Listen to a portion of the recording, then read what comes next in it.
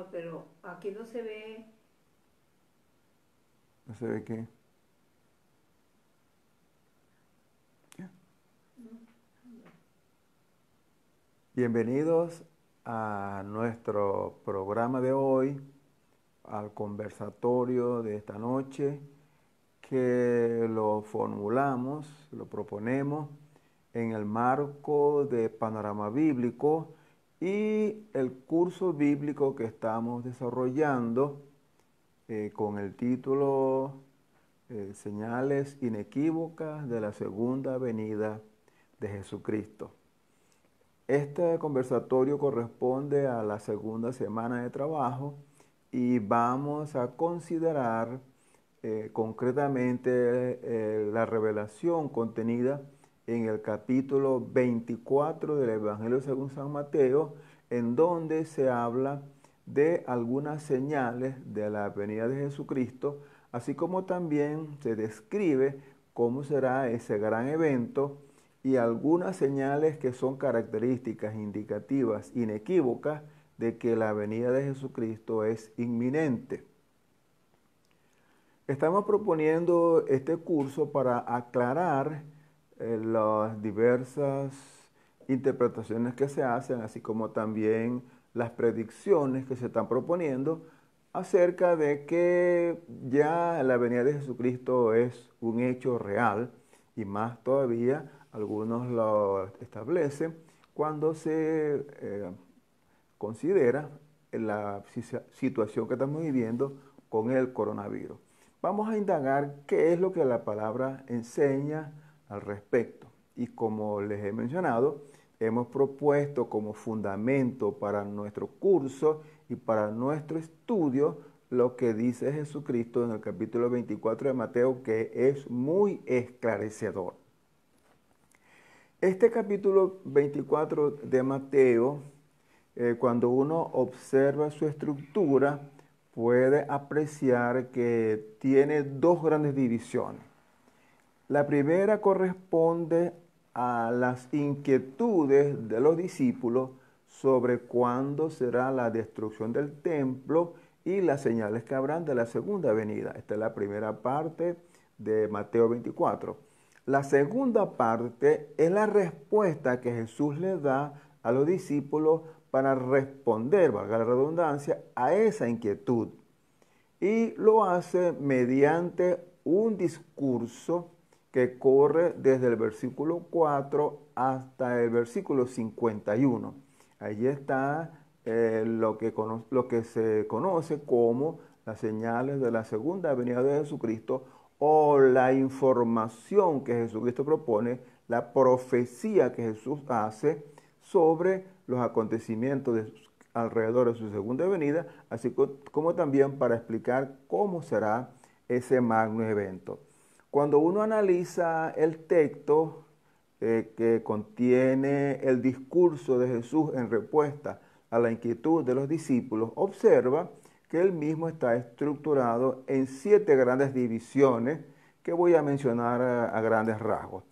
La primera división corresponde a señales generales y recurrentes de la segunda venida, que corre desde el versículo 4 hasta el versículo 14. Esta es la primera división.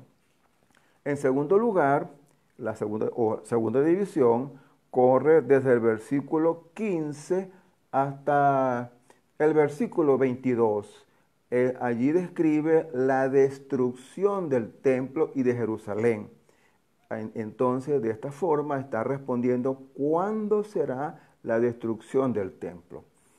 La tercera división corre desde el versículo 23 hasta el versículo 28, donde menciona algunas otras señales generales y recurrentes de su segunda venida. Luego, desde el versículo 29 hasta el verso 31, habla sobre cómo va a ser el magno evento, cómo será la segunda venida. Seguidamente, desde el versículo 32 hasta el 36, nos refiere la parábola de la higuera, que da una referencia a señales características o inequívocas de su segunda venida. Luego, la otra división es como en los días de Noé, que es a partir del versículo 37, y corre del 37 hasta el 45 y finaliza con una bienaventuranza y consecuencias que se encuentran desde el versículo 46 hasta el 51. A grandes rasgos, esta es la división del discurso que Jesús propuso a los discípulos en respuesta a cuándo será la destrucción del templo y cómo será su segunda venida y el fin del tiempo. Ahora, vamos a considerar cuál es el motivo por el cual Jesús propone estas señales. Como podemos observar en el capítulo 24, al comienzo, los primeros versículos, dice que cuando Jesús salió del templo, entonces nos ubicamos en el templo. Y podemos dar un paso atrás y ver en el versículo 23, en el capítulo 23, qué es lo que estaba ocurriendo. En el capítulo 23 de Mateo describe unas palabras, un discurso, una conversación o algunas acusaciones que Jesús hizo contra los escribas y fariseos. Eso está a partir del versículo 1 del capítulo 23. Dice así en la primera parte: entonces habló Jesús a la gente y a sus discípulos diciéndole: en la cátedra de Moisés se sientan los escribas y fariseos. Así que todo lo que os digan que guardéis, guardadlo y hacerlo, mas no hagáis conforme a sus obras, porque ellos dicen y no hacen. Y ahí continúa una cantidad de denuncias muy fuertes acerca de la actitud de los fariseos y de los judíos en general, que ponían la tradición por encima de la ley. Y de Jesucristo decía: ustedes invalidan la ley con sus tradiciones. Luego de esa gran denuncia que hizo contra los fariseos, que es muy bueno que ustedes lo lean con calma y para que puedan describir lo que es un religioso falso. Por eso la palabra fariseo tiene una connotación de religioso falso, aunque originalmente no era así. Había muchos fariseos piadosos. Nicodemo era uno de esos. Entonces, esa denuncia que Jesús le hace es bueno que ustedes la lean con calma. Luego que tiene esa discusión con los fariseos, se produce algo que es muy conmovedor, que es lo que se conoce en el capítulo 23, versículo, la última parte de ese discurso, en el versículo 37, que es el lamento de Jesús sobre Jerusalén. Allí Jesús se lamenta por la actitud rebelde del pueblo, por el rechazo que le hacen, por el menosprecio y porque están listos para llevarlo a la muerte. Jesús está anticipando aquí aquel momento tan doloroso, tan lamentable. Dice: Jerusalén, Jerusalén, que matas a los profetas y apedreas a los que te son enviados. ¿Cuántas veces quise juntar tus hijos como la gallina junta a los polluelos debajo de sus alas y no quisiste?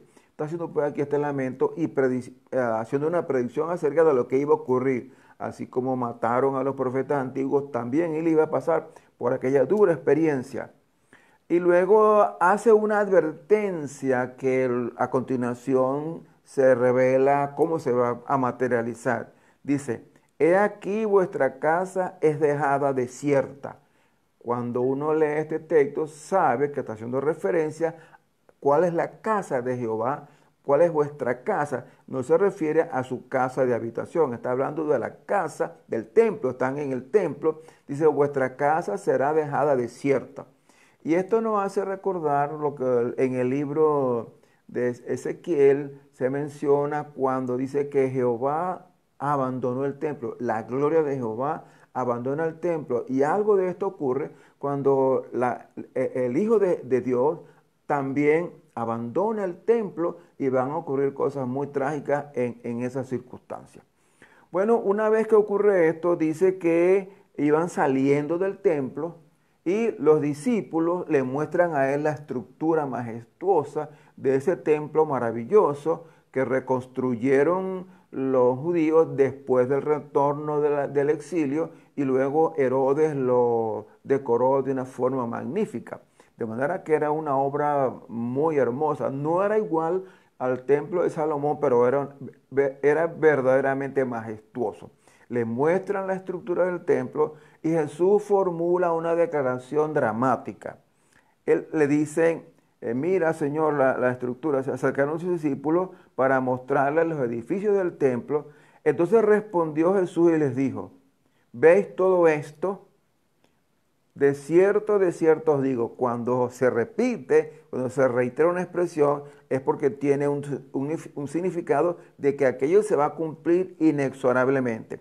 De cierto os digo, que no quedará aquí piedra sobre piedra que no será derribada. Aquello era un pronóstico, una advertencia, una profecía muy dura. Ellos no lo pudieron entender, comprender en ese momento. Después, cuando se materializó el hecho, pudieron comprender qué es lo que estaba diciendo Jesús. Bueno, después que Jesús le hace esta advertencia, comenta aquí el escritor que se van el conjunto, Jesús, el grupo, Jesús con los discípulos, se van al monte de los olivos. Y en el monte de los olivos, entonces los discípulos inquietos le preguntan, Señor, dinos cuándo serán estas cosas y qué señales habrá de tu venida y del fin del siglo. Estoy leyendo el versículo número 3. Le hacen una pregunta que Mateo recoge en una, pero en verdad la podemos discriminar en tres preguntas. Le dice, ¿cuándo sucederán estas cosas? Estas cosas es cuándo va a ser destruido el templo. ¿Y qué señal habrá de tu venida? Entonces está hablando de la segunda venida de Jesucristo y del fin del siglo. Y el fin del siglo lo marca la segunda venida de Jesucristo. Entonces ellos formulan esta interrogante porque están inquietos por saber qué es lo que va a ocurrir en el tiempo futuro. Y Jesús entonces le responde con este maravilloso discurso que corre, como le dije, desde el versículo 4 y va hasta el versículo 51. Allí Jesús propone algunas señales de su venida y vamos a encontrar algo muy curioso, muy interesante cuando hagamos el análisis del texto. Yo te voy a sugerir que luego en casa con calma lo leas, lo releas y vas a descubrir cosas muy interesantes, algunas de las cuales te las voy a mencionar en este momento. Dice el versículo 4 dice, respondiendo Jesús les dijo, mirad que nadie os engañe. Entonces aquí nos está proponiendo ya una sugerencia, está sugiriendo algo, que vendrán algunos engañadores. Entonces dice, mirad que nadie os engañe. Y vean lo que dice, porque vendrán muchos en mi nombre diciendo, yo soy el Cristo, y a muchos engañarán.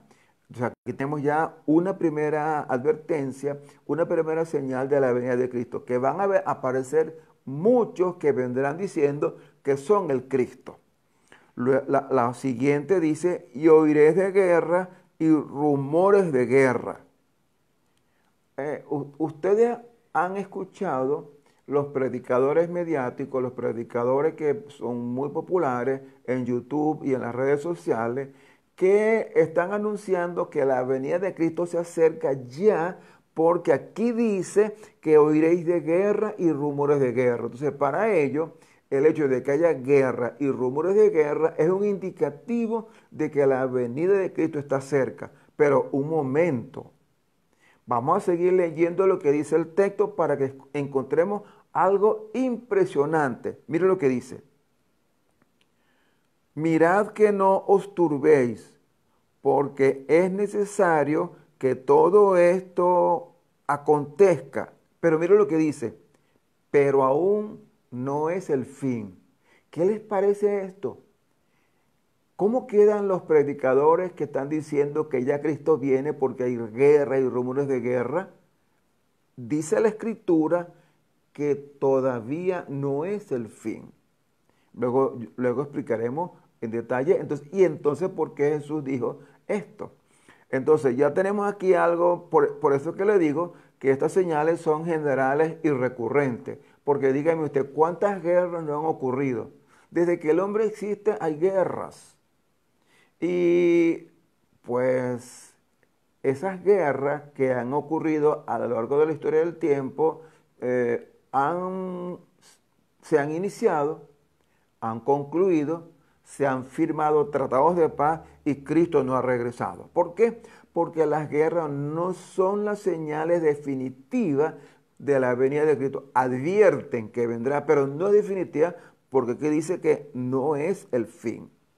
Bueno, sigue diciendo que porque se levantará nación contra nación y reino contra reino y habrá pestes, hambre y terremotos en diferentes lugares. Y todo esto será principio de dolores. Ahora, ven otra vez aquí. En el versículo 8 dice que todo será principio de dolores. Entonces, no fin, sino principio de dolores. Quiere decir que las pandemias, las tribulaciones, lo que se levanta reino contra reino, y las pestes, y las hambres, y los terremotos, tampoco indican que Cristo viene ya. Eso dice que son principios de dolores, no el fin. Entonces, la pandemia, aunque algunos la han pronosticado, que es un indicio de que Jesucristo ya viene, no lo es de acuerdo con lo que dice la Escritura. Luego sigue diciendo, y entonces os entregarán en tribulación y os matarán y seréis aborrecidos por toda la gente por causa de mi nombre. Y muchos tropezarán y se entregarán unos a otros y se aborrecerán. Y muchos falsos profetas, observen, y muchos falsos profetas se levantarán y engañarán a muchos. Están los falsos profetas que están prediciendo algo que no es real. Y luego dice, y por haberse multiplicado la maldad, el amor de muchos se enfriará. Ahora viene la advertencia, mas el que persevere hasta el fin, este será salvo. Ahora viene algo, tomen nota de lo que sigue. Y será predicado este evangelio del reino en todo el mundo para testimonio a todas las naciones y entonces vendrá el fin. Bueno, aquí sí tenemos una señal inequívoca de que Cristo viene cuando ocurra. ¿Qué está diciendo? Que el evangelio del reino será predicado a todas las naciones y cuando en todas las naciones hayan escuchado el evangelio del reino, entonces vendrá el fin.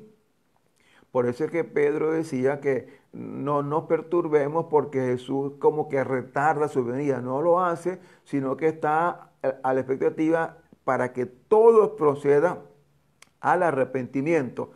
Por eso es que Jesucristo no ha venido, porque está a la expectativa de que el evangelio sea proclamado en todo el mundo, para que todo el mundo tenga la oportunidad de escuchar el mensaje de salvación.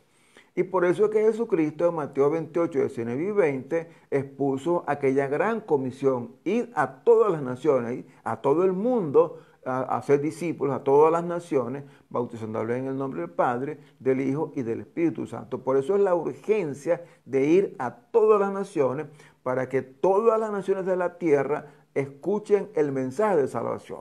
Como sabemos, todavía hay países donde el evangelio no ha llegado. Y por eso se hacen esfuerzos para ir a esas naciones no alcanzadas. Bueno, esta es el primer conjunto de señales generales y recurrentes. Digo que son generales porque a lo largo de la historia se han repetido. Se han repetido las guerras, se han repetido las pestes, se han repetido la maldad, como dice aquí, y los falsos cristos. De vez en cuando aparece una persona haciéndose pasar por Cristo. y eso nos indica que ya la venida de Cristo se acerca. Ahora, ¿por qué son señales? De todas maneras son señales de la segunda venida.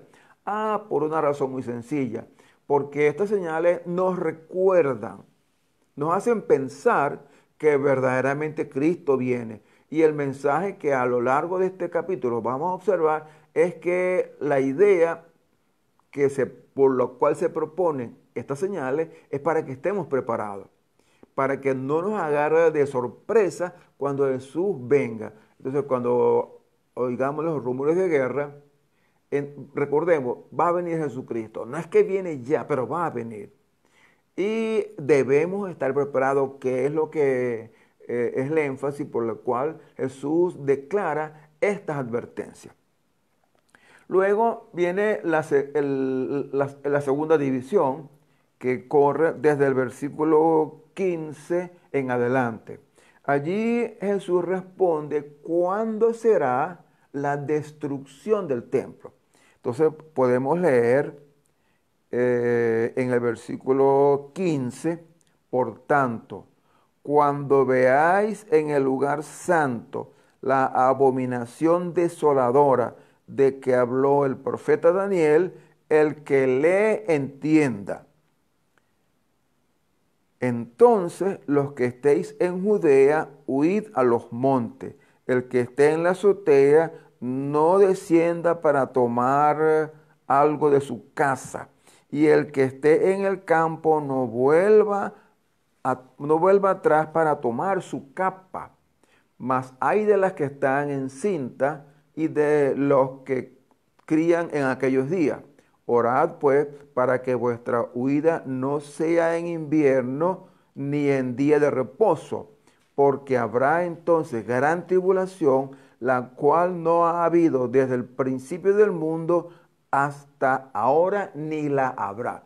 Entonces está hablando aquí de una gran tribulación que ocurre, pero no la gran tribulación que va a ocurrir al final de los tiempos, sino la gran tribulación que ocurre con motivo a la destrucción de Jerusalén y a la destrucción del templo.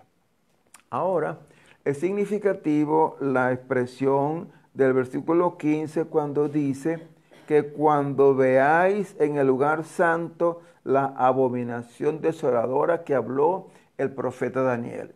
Entonces aquí Jesús hace referencia a una abominación desoladora. La palabra abominación, como saben, es algo abominable ante los ojos de Dios. Y desoladora es porque es destructora, una abominación desoladora. Y dice de que habló el profeta Daniel. Quiere decir que Daniel habló de una abominación desoladora. Y dice, el que lee entienda, y lo pone entre paréntesis. ¿Y por qué hay que leer y entender de la abominación desoladora? Bueno, muy sencillo, porque en Daniel se hablan de dos abominaciones desoladoras. Por eso dice, el que lee entienda. Vamos a ver esas abominaciones desoladoras en el capítulo, en el Daniel, capítulo 11. Allí vamos a encontrar la primera abominación desoladora. En el capítulo 11 podemos ver la primera abominación desoladora. Por el versículo 11:11, por lo cual se enfurecerá el rey del sur y saldrá y peleará contra el rey del norte y pondrá campaña de multitud grande, y toda aquella multitud será entregada en su mano. Y llevará la multitud, se elevará su corazón y derribará a muchos millares de personas. Está hablando aquí, pues,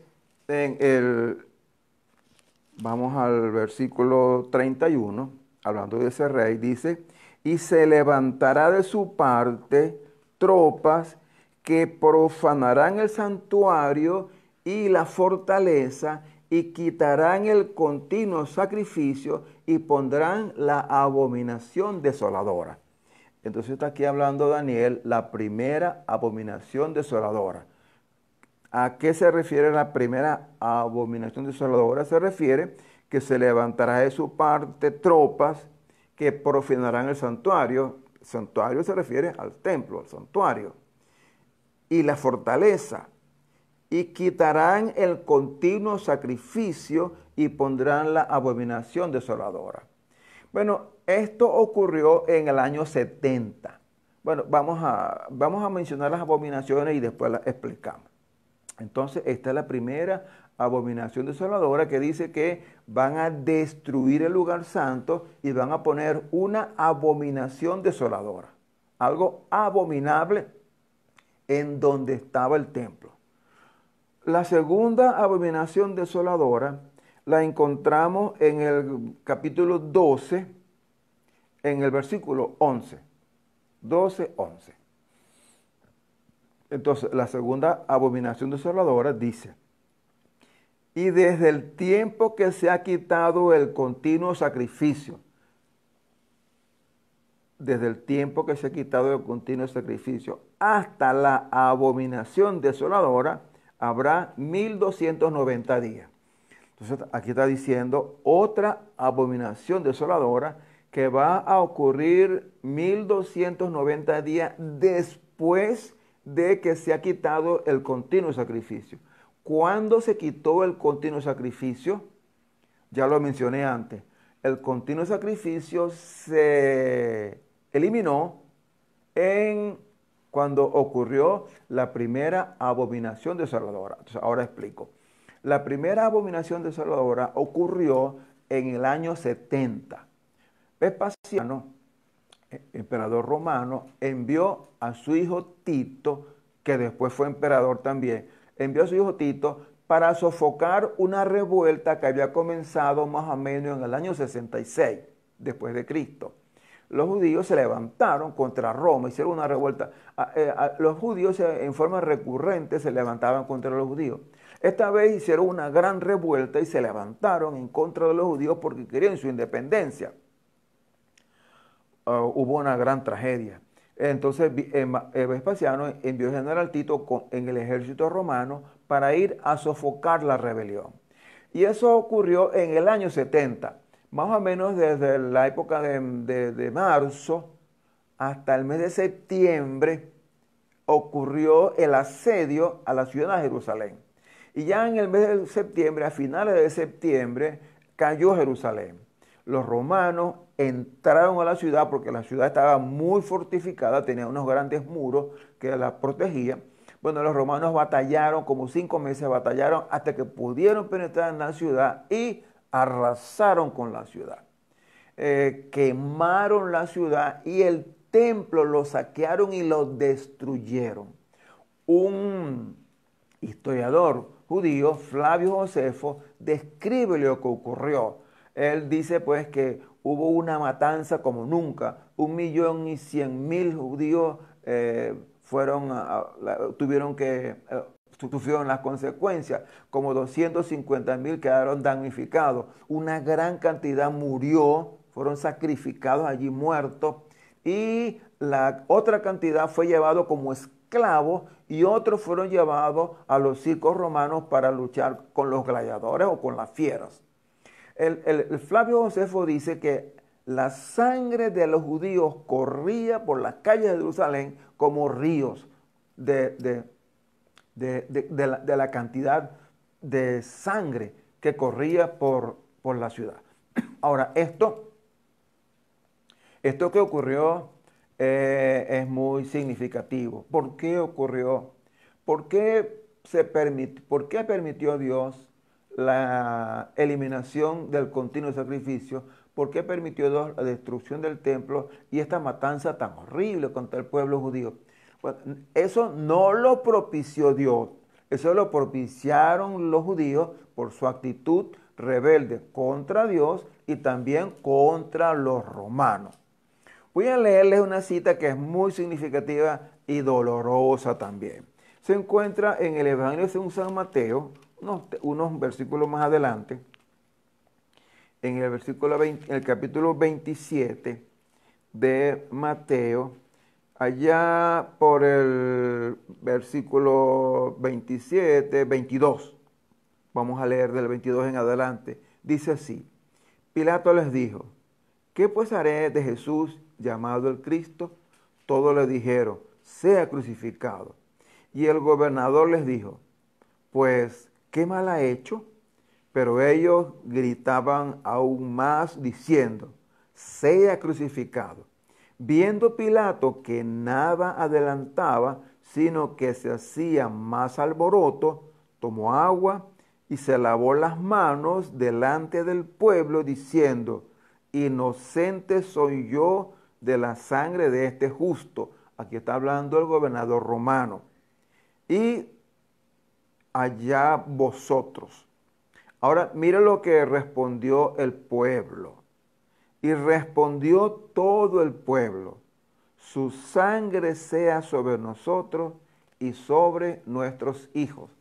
Allí ellos estaban declarando un hecho que iba a ocurrir unos 40 años después de lo que ellos lo hicieron, en el entendido que Jesús murió en el año 33, porque él tenía 33 años cuando lo crucificaron.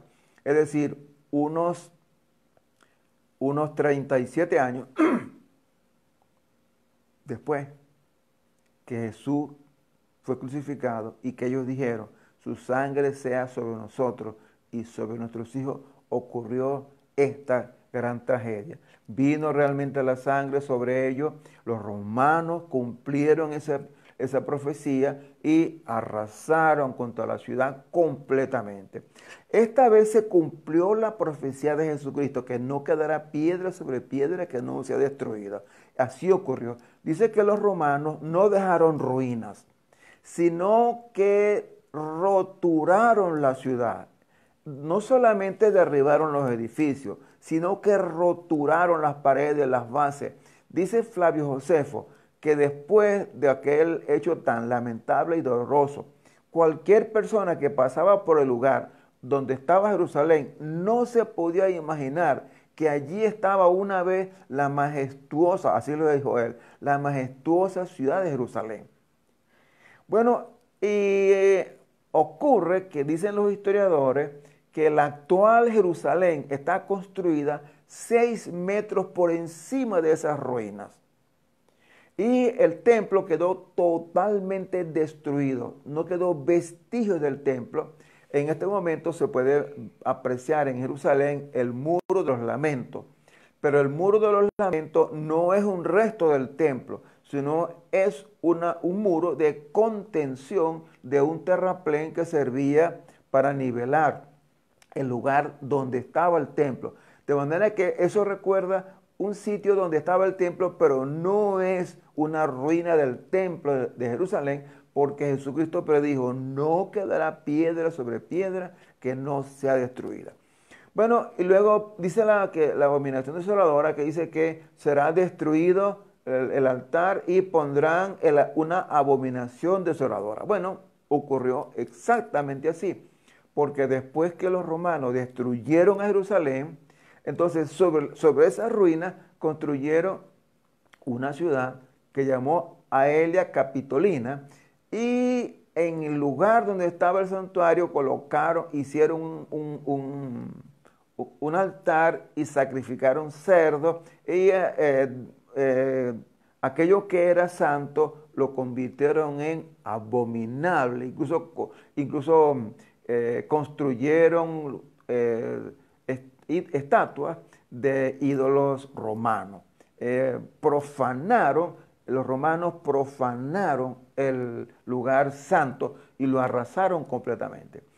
Los romanos luego, para erradicar el sentimiento judío, prohibieron a los judíos volver a su territorio. Lo prohibieron. Mataron a los sacerdotes, quemaron una cantidad de libros sagrados y le cambiaron el nombre de Judea. El territorio que ustedes recuerdan que en el Nuevo Testamento se habla de Judea, Samaria y Galilea.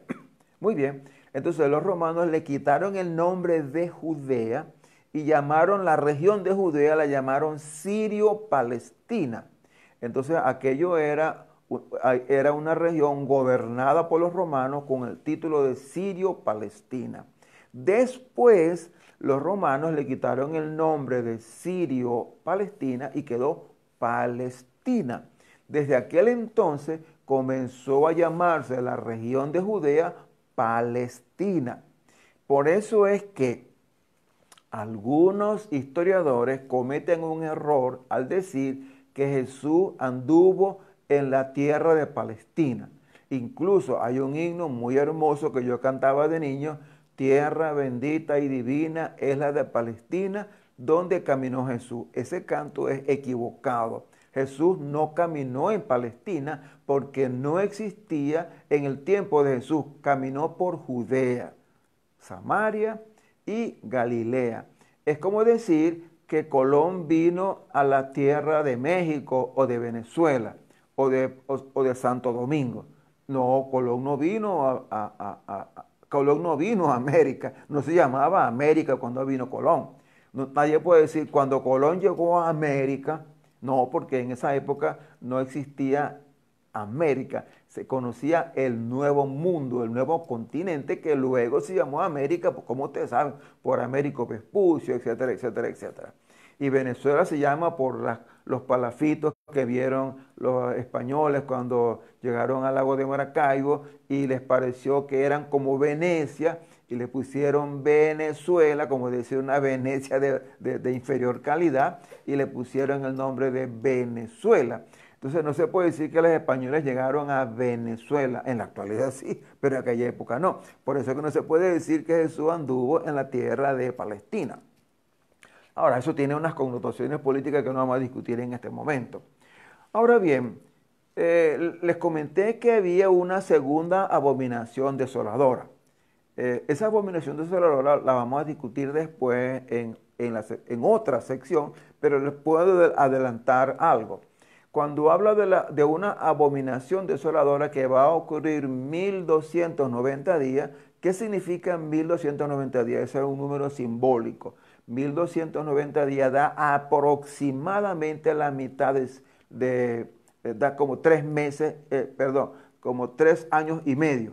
1290 días da aproximadamente 3 años y medio. Y 3 años y medio es la mitad de 7 años. Y el número 7 es un número simbólico que significa totalidad de tiempo.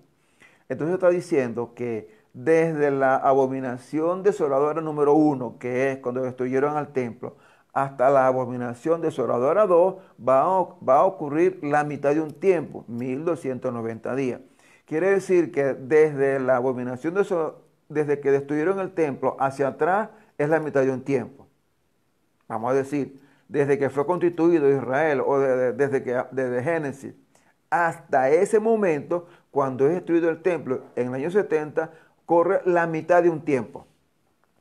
Y desde esa época hasta la segunda abominación desoladora es la otra mitad del tiempo para completar el tiempo completo de 7 años. Ahora, ¿cuándo ocurrirá esa abominación desoladora? Bueno, voy a decirle que algo lo veremos la próxima semana. Se los voy a indicar porque lo voy a explicar con detalle. Pues, pero será un hecho abominable que también no es igual a la destrucción del templo, pero está relacionado con el templo. Y es algo abominable que ocurre alrededor del templo y que desagrada a Dios. Eso lo veremos el próximo lunes, cuando a una hora como esta estaremos en otro conversatorio sobre señales de la segunda venida de Jesucristo, las señales inequívocas. Bueno, una vez que ocurre la respuesta al cuándo será la destrucción del templo y cómo será, entonces Jesús continúa. Luego dice, dice pues que habrá gran tribulación y que con tal no se habla ni en invierno, ni que ocurra en días sábados. Bueno, por lo que ustedes saben, si ocurre en invierno, pues el invierno es inclemente y es más difícil para escapar. O si tiene una mujer embarazada o tiene hijos, aquello va a ser más complicado. Por eso de rogar que no estén embarazados, que no tengan hijos, porque eso va a ser muy complicado para escapar. y también que no sea en día sábado. Este es un mensaje para los judíos porque los judíos tenían el día sábado como algo muy sagrado. Entonces imagínense ustedes, tenía que escapar el sábado por su vida y tantas veces que ellos criticaron a Jesús por hacer acciones los días sábados, pero si le tocaba el día sábado tenía que escapar por su vida. Este es un mensaje pues para los judíos que eran tan radicales y conservadores en cuanto a la tradición. Bueno, una vez que Jesús hace esta descripción de cómo va a ser la destrucción del templo, que no va a quedar piedra sobre piedra, entonces señala otro conjunto de señales, valga la redundancia, acerca de su segunda venida. Entonces eso lo encontramos después del versículo número 23. Entonces dice así, entonces, es interesante algunas expresiones que nos dan una idea de cómo Jesús divide el discurso. La palabra entonces nos da una idea. Dice, entonces, estoy leyendo el versículo 23, entonces, si alguno os dijere, mirad, aquí está el Cristo, o mirad, allí está, no le creáis. ¿Ves? Otra vez tenemos otras señales generales de que, como en el versículo, como en los versículos anteriores, en el primer conjunto de señales, que dice que vendrán falsos cristos, vendrán personas diciendo que son Cristo. Bueno, eso se repite a lo largo de la historia. Con frecuencia escuchamos sobre personas que se hacen pasar por Cristo, que se denominan anticristo. Hay dos tipos de anticristo. Uno, los que se oponen a Cristo. Entonces hay anticristos que son los que se oponen a Cristo. En cierto sentido, los judíos fueron anticristos porque se opusieron a Cristo y lo mataron. Los romanos fueron anticristos porque ellos atacaron a Cristo. Los romanos mataron a Cristo. Pilato romano lo mató. Los judíos lo sentenciaron a muerte y los romanos lo mataron. Y luego los romanos, como ustedes saben, hicieron una gran persecución contra los cristianos y eso entonces son anticristos. Entonces, todo aquel que se opone a Cristo, todo aquel que niega a Cristo, ese es un anticristo. Pero también hay otro tipo de anticristo que son aquellos que se hacen pasar por Cristo, que dicen que son Cristo. Eso también son anticristos. Y en la Biblia se mencionan algunos anticristos. Antes que venga Jesucristo por segunda vez, va a aparecer un anticristo. Eso está profetizado como lo consideramos la semana pasada, cuando aquel cuerno pequeño de la bestia en el libro de Daniel capítulo 7, habla de ese cuerno que tiene apariencia de hombre. Ese es una señal del anticristo. Y también se puede observar en el capítulo 13 de Apocalipsis, por allá 13, 14 más o menos, habla sobre la aparición del anticristo, uno que tiene apariencia de cordero, pero habla como dragón. Ese es un anticristo. Y Pablo también lo menciona en su carta a Tesalonicenses cuando dice que vendrá un hombre de pecado que se sentará en el templo y se hará pasar por Dios y hablará como Dios. Ese es un anticristo y ese anticristo está asociado a la segunda abominación desoladora que la vamos a considerar la próxima semana. Aquí entonces, en esta sección, allá en el versículo 27, hay una señal muy interesante. Dice, porque como el relámpago que sale del oriente y se muestra hasta el occidente, así será la venida del Hijo del Hombre. Estoy diciendo que cuando Cristo venga, dice que vendrá del oriente al occidente. Es interesante que cada vez que en la Biblia se menciona algo como esto, hace mención hacia el oriente. Por alguna razón, el oriente tiene un significado especial en la Biblia. El huerto del Edén estaba ubicado ¿dónde? En el oriente. ¿De dónde vinieron los reyes magos que vinieron a visitar a Jesús en su nacimiento? Vinieron del oriente. hacia dónde estaba orientado el templo, o sea, la puerta principal, hacia dónde estaba orientado, hacia donde sale el sol, es decir, hacia el oriente. Y aquí también dice que cuando Cristo venga, vendrá del oriente y se moverá hasta el occidente. Es decir, cuando Cristo venga, va a hacer un recorrido por todo el globo terrestre. Vendrá de oriente a occidente y dará una circunferencia para que todo ojo lo vea, como dice Apocalipsis 1:7. Todo ojo lo verá. Todas las personas, cuando suene la trompeta final que anuncia la venida de Cristo, Jesucristo va a hacer un recorrido y todos van a ver ese gran evento que estamos a la expectativa esperando, y aquí estamos indicando cuándo va a ser esa venida. Bueno, hasta aquí esta parte porque es más extenso, no quiero alargarme demasiado. Vamos a considerar hasta este momento. El próximo lunes vamos a trabajar con las otras señales de la venida de Cristo, pero en el próximo encuentro que vamos a tener el lunes que viene, vamos a comenzar con la venida de Jesucristo. ¿Cómo será la venida de Jesucristo? Aquí vamos a tomar en cuenta algunos aspectos que son de sumo interés y que son muy populares entre los escatólogos, es decir, los que les gusta la escatología o hablar sobre las últimas cosas.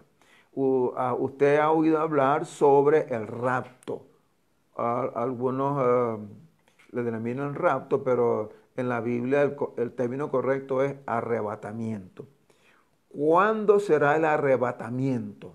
Hay tres posiciones, usted la sabe. Una posición dice que el arrebatamiento será antes de la gran tribulación. Entonces, eso, pretribulacionista. Otros dicen que será en medio de la gran tribulación, que será midi-tribulacionista. Otros dicen que será después de la gran tribulación, y dice que es post-tribulacionista. Algunos argumentan que no es correcto, Dios no va a permitir que el pueblo de Dios pase por la tribulación. ¿Eso es cierto? ¿Cuándo será la gran tribulación? ¿Cuándo va a ser el rapto o el arrebatamiento? ¿Antes de la gran tribulación? ¿En medio de la gran tribulación? ¿Después de la gran tribulación? Bueno, los libros de teología dicen esas tres posiciones. Si hay tres posiciones, dos son falsas, una es verdadera. ¿Cuál es la verdadera? Yo se los voy a indicar el próximo lunes. Ahora usted dirá, pero este Israel sí es pedante, ¿cómo acaso que él es un profeta? No, solamente voy a leer lo que dice la Escritura, porque la Escritura es la que revela las cosas como van a ocurrir. Entonces, en la Escritura está revelado cuándo será el rapto o arrebatamiento. Lo dice claramente la Escritura, lo vamos a ver el próximo lunes cuando veamos la segunda venida de Jesucristo. ¿Cómo será ese magno evento? Uno se lo imagina, ¿cómo será la venida de Jesucristo? ¿Qué va a ocurrir? ¿Cómo va a ser ese proceso de la resurrección de los muertos? ¿Qué va a ocurrir con los que creen? ¿Qué va a ocurrir con los que no creen? ¿Habrá milenios? ¿Cómo es todo eso? Bueno, eso lo vamos a considerar el próximo lunes cuando trabajemos con las próximas señales de la venida de Cristo. Vamos a estudiar la venida de Cristo y otras señales. El próximo lunes entonces vamos a considerar la segunda venida de Jesucristo, cómo va a ocurrir. Vamos a considerar la parábola de la higuera, que ese es un indicio de cuándo viene Jesucristo, la parábola de la higuera.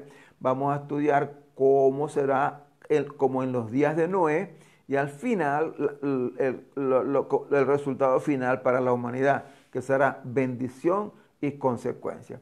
Eso será materia de discusión del próximo conversatorio. Para los que están en el curso de señales inequívocas de la segunda venida de Jesucristo, hoy recibieron el material de apoyo donde está contenida toda esta esta serie de revelaciones que les he comentado. Allí se describen se describen con mayor claridad para que tú puedas investigar de acuerdo con las normas de hermenéutica que hemos aprendido, la hermenéutica y la exégesis, y también con el recurso del método inductivo de estudio bíblico. Entonces les animo pues para que se avancen en la reflexión, en el estudio de la Sagrada Escritura. Como les comento en el inicio del material de apoyo que les envié, yo les sugiero que usted lea el texto, haga su observación, haga su interpretación y proponga su aplicación antes de leer el material de apoyo. ¿Por qué? Con la idea de que usted obtenga la revelación de primera mano. ¿Por qué le digo esto? Porque hay revelación de primera mano y revelación de segunda mano. La revelación de primera mano, digámoslo así, es la revelación directa que tú obtienes de la palabra de Dios directamente cuando la lees, la investigas y lo que Dios te habla a ti de lo que está diciendo el texto. Esa es una revelación de primera mano. Una revelación de segunda mano, esa es una expresión mía, parece que no lo vas a encontrar en un libro de teología. Una revelación de segunda mano es aquella que tú obtienes de un libro de teología. Tú no estás estudiando sino cómo una persona interpretó la revelación. Entonces, ese es un hombre de Dios que ha interpretado la Biblia y ha escrito un libro y lo ha publicado. Y eso es legítimo y es muy bueno porque eso nos edifica y nos hace entender con mayor claridad la revelación bíblica. Pero eso siempre es revelación de segunda mano. ¿Por qué? Porque es la revelación de otra persona. Lo importante es qué tiene Dios que decirte. Entonces hay que enfrentar directamente la palabra. Léela, escudriñela y obtén de primera mano lo que Dios tiene para ti. Bueno, esto es lo que quería comentarte en el día de hoy. Te animo para que sigas avanzando en el estudio. No te desanimes. Si lo ves muy complicado, pide dirección del Espíritu Santo, pide la iluminación o comunícate conmigo que te puedo ayudar para facilitar la comprensión del texto con las herramientas hermenéuticas que conocemos. Y si tú estás escuchando por primera vez este conversatorio y te preguntas de qué se trata todo esto del curso de teología que estamos haciendo sobre la segunda venida de Cristo, te animo para que te incorpores. Puedes dejar alguna nota al pie en este mismo sitio de Facebook o en YouTube, porque también va a aparecer en YouTube, y me puedes entonces poner un comentario pidiendo información y con mucho gusto te la voy a remitir y te voy a dar el material para que también te enriquezcas con esto que estamos haciendo de comprender las señales inequívocas de la segunda venida de Jesucristo. Me da mucho gusto compartir contigo. Gracias por la paciencia y nos veremos el próximo lunes a esta misma hora por este mismo sitio. Y los que están en el curso, bueno, seguiremos interactuando a través de la red de WhatsApp diariamente. Dios me los bendiga y que les ilumine para comprender este maravilloso libro. Bendiciones.